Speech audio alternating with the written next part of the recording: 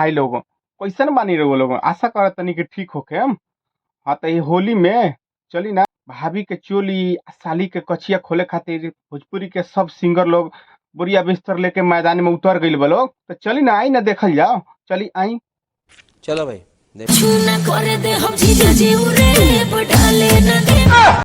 कुछो ना करे देम तो कैसे होई?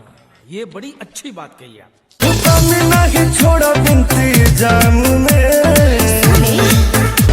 ना छोड़ला के कोनो जरूरत नहीं के, एकदम है ना।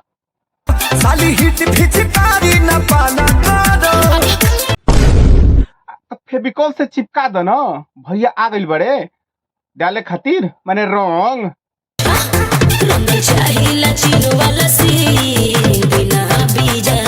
रंग लेने जाओ।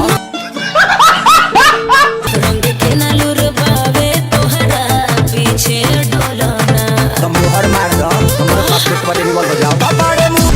होई देखो अब तो मुहर लागता, पासपोर्टो रिन्यूअल होता। तो का भाई लोग रघु लोग के नहीं ना रिन्यूअल करावे के पासपोर्ट?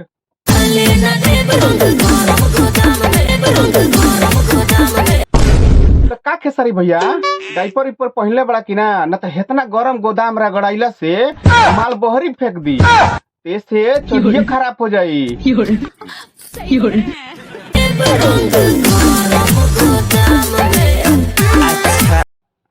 हाँ तो भाई लोग अगर रउआ ऐसे वीडियो देखल चाहतनी तो जाए नीचे चैनल को सब्सक्राइब करके रखी, ताकि सबसे पहले वीडियो रउआ लोग के पास पहुँचे। तो जाए जल्दी से सब्सक्राइब करी चैनल के।